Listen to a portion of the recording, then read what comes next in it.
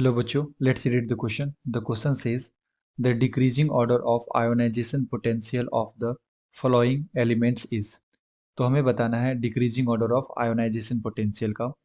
तो आइए बच्चों सॉल्व करें इसे एंड फर्स्ट ऑफ ऑल बात करते हैं की कॉन्सेप्ट की। की कॉन्सेप्ट तो बेसिकली क्वेश्चन आया बच्चों आयोनाइजेशन इंथैल्पी से, आयोनाइजेशन इंथैल्पी।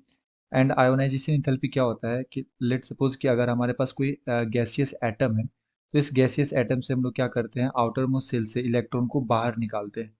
तो बाहर निकालने के लिए जो भी हमें एनर्जी देना पड़ता है उस एनर्जी को क्या बोलते हैं, आयोनाइजेशन एनर्जी या फिर आयोनाइजेशन पोटेंशियल भी हम लोग इसे बोल सकते हैं। तो हमें यहाँ पे कंपेयर करना है, तो ये जो हमारा आयोनाइजेशन एनर्जी होता है या enthalpy is inversely proportional to size, size के ये इन्वर्सली प्रोपोर्शनल होता है। And it is also depends on depends on electronic configuration, electronic configuration like जो हमारा फुलफिल्ड कॉन्फ़िगरेशन होता है, फुलफिल्ड, तो उसका आयोनाइजेशन एनर्जी सबसे ज़्यादा होता है क्योंकि वो ज़्यादा स्टेबल है, वहाँ से इलेक्ट्रॉन को रिमूव करने के लिए ज़्यादा एनर्जी हमें देना पड़ेगा। उसके बाद होता है हाफ फील्ड का, हाफ फील्ड कॉन्फ़िगरेशन का। एंड सबसे कम किसका होता है बच्चों, partially field configuration, partially field configuration का। ठीक है, तो ये इलेक्ट्रॉनिक कॉन्फ़िगरेशन पे भी डिपेंड करता है। एंड हमारे पास ये जो एलिमेंट्स है हम लोग देखते हैं इसे कि ये पीरियोडिक टेबल में कहाँ होता है, तो जैसे हमारे पास क्या है, मैग्नीशियम, तो ये Mg ग्रुप नंबर 2 के अंदर प्रेजेंट होता है। एंड उसके बाद हमारे पास ग्रुप नंबर 13 में एल्यूमिनियम होता है। ग्रुप नंबर 15 में हमारे पास यहाँ पे आ जाएगा फॉस्फोरस। ग्रुप नंबर 16 में आ जाएगा सल्फर। ग्रुप नंबर 17 में आ जाएगा हमारे पास क्लोरीन। एंड ग्रुप नंबर 18 में हमारे पास आएगा यहाँ पे नियॉन। ठीक है, तो ये हमारा होता है एलिमेंट्स, ठीक है, पीरियड के अंदर। तो हम लोग यहाँ से देख सकते हैं कि जब हम लोग लेफ्ट से राइट जाते हैं किसी पर्टिकुलर पीरियड के अंदर, तो क्या होता है यहाँ पे साइज डिक्रीज कर जाता है, साइज डिक्रीजेस। और साइज क्यों डिक्रीज करता है, due to increase in effective nuclear charge, effective nuclear charge.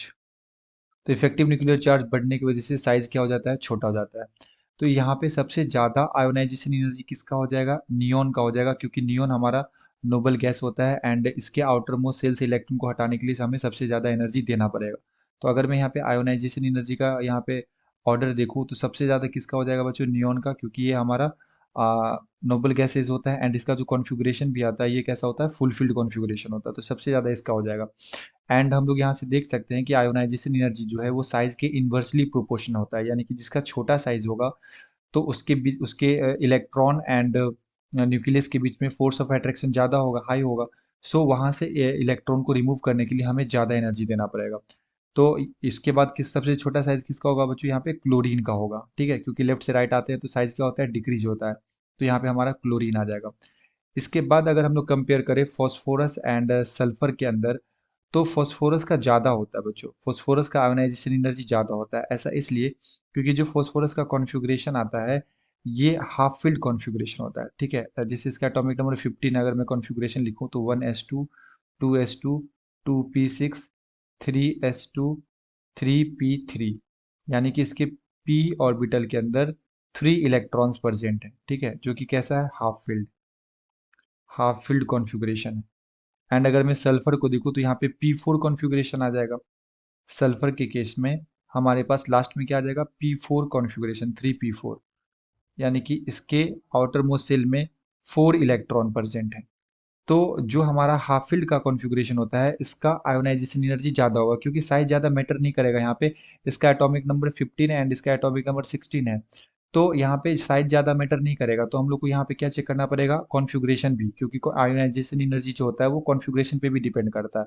तो जो हमारा फॉस्फोरस है ये हाफ फील्ड कॉन्फ़िगरेशन है, इसलिए इसका क्या होगा, ज़्यादा होगा। उसके बाद हमारा किसका आएगा, सल्फर का आएगा। एंड अगेन यहाँ पे हमारे पास मैग्नीशियम है एंड एल्यूमिनियम है।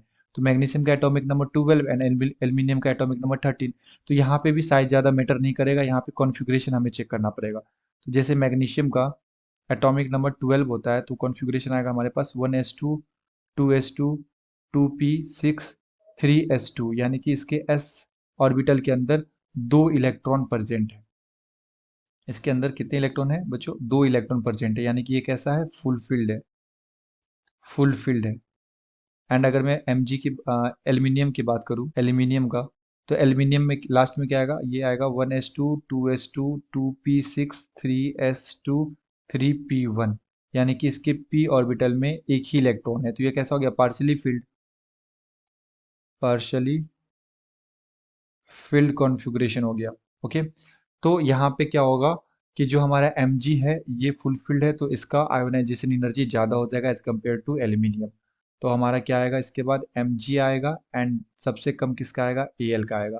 तो ये हमारा ट्रेंड होगा आयोनाइजेशन एनर्जी का, सबसे ज़्यादा नियॉन, फिर chlorine, phosphorus, sulphur, magnesium and then aluminium.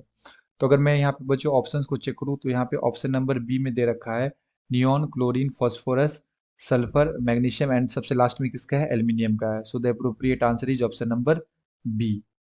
I hope you will understood it well. Best of luck. Thank you.